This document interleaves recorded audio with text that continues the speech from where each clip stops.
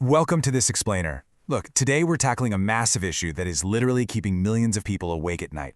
If you or someone you know is wrestling with federal student loans right now, I want to say something super clearly right off the bat. What happened to millions of borrowers across the country, it is a massive systems failure. It's not a personal one. Think about it. The government paused payments for nearly 4 years during a global crisis and then just abruptly restarted them right into the highest inflation environment we've seen in decades. The transition support just wasn't there. But while the system might have failed us, knowing the exact rules of that system is absolutely your best protection right now. Now, before we really dive into the numbers here, please take a quick look at this. Everything we talk about in this explainer is strictly for educational purposes. It is absolutely not legal or financial advice.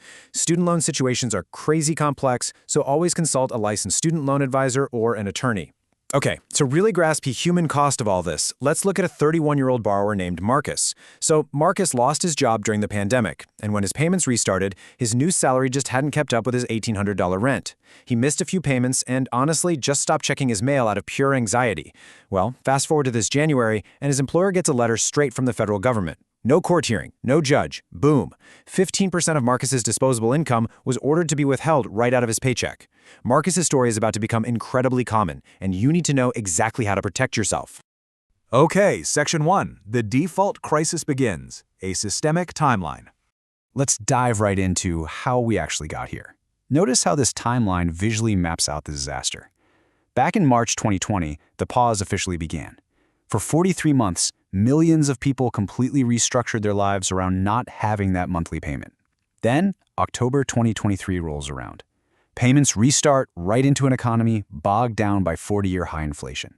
Now, we did have a 1-year on-ramp grace period to help people adjust, but that ended in October 2024. And since it takes about 270 days, which is roughly 9 months, to formally default on a federal student loan, those missed payments from the end of the grace period mean the very first wave of massive defaults inevitably hits in Q4 of 2025. And the sheer scale of this is honestly staggering. We're talking roughly 3.6 million borrowers defaulting across just 2 recent quarters alone. That is 3.6 million people having their financial lives completely turned upside down practically overnight.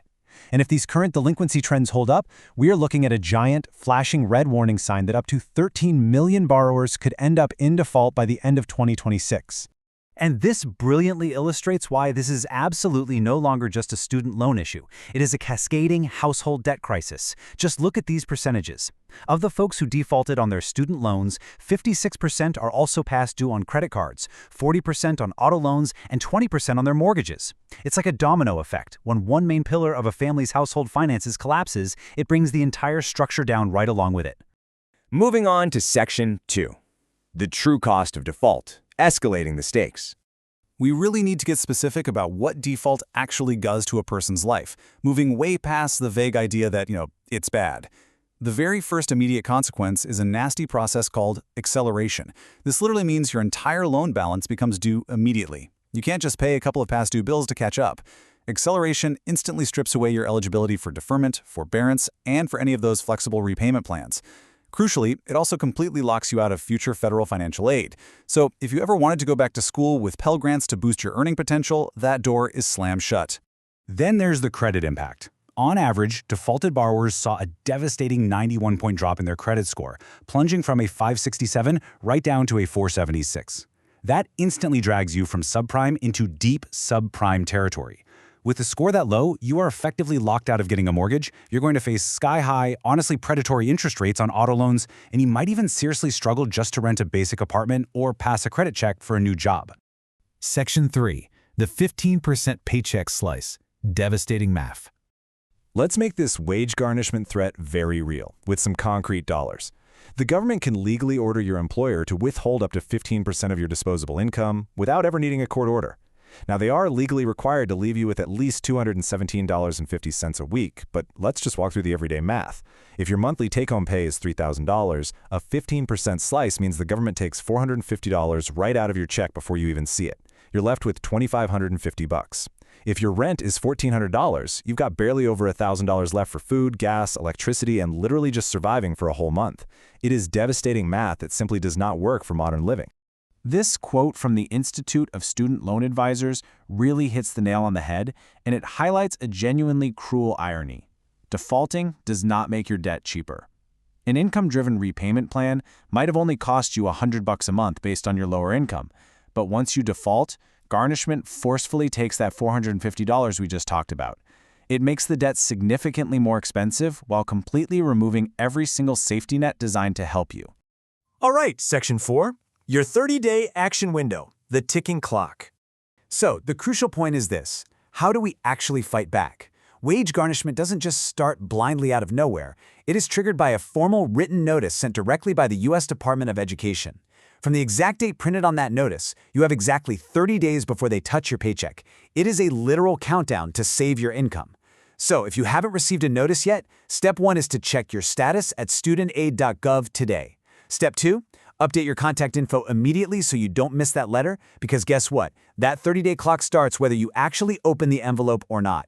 Step 3, call the Default Resolution Group at 1-800-621-3115. Now, if you are already inside that 30-day window, don't panic. You can use that exact same phone number to request a hearing to object on the grounds of extreme financial hardship.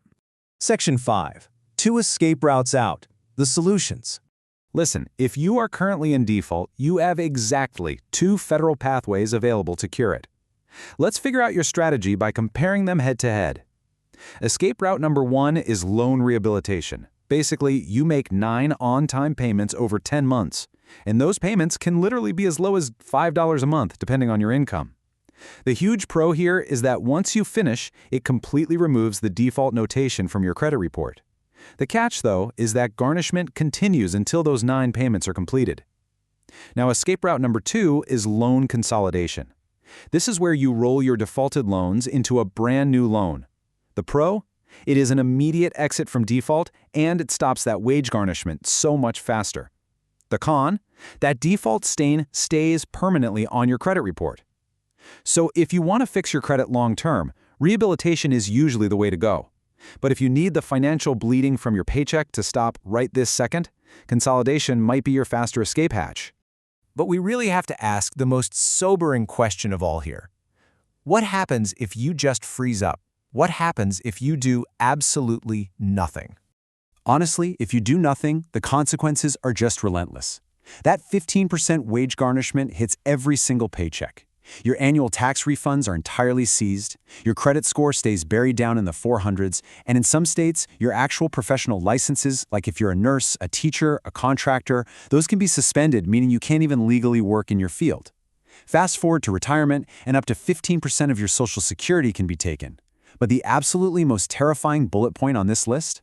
There is 0 statute of limitations on federal student loans. None. The debt literally never expires. Ignoring it only digs the hole much, much deeper as collection fees and interest just keep piling up forever. The absolute worst outcome is doing nothing. The people who survive this crisis are the ones who pick up the phone and make the call. So please, check your status at studentaid.gov right now, and if you are in trouble, call the Default Resolution Group today at 1-800-621-3115. Not tomorrow, today. But honestly, it all leaves us with a much larger question.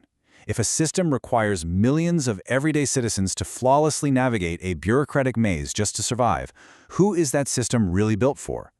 I genuinely want to hear from you guys. Are you currently facing delinquency or struggling with this transition? Drop a comment below. I promise this is a judgment-free zone.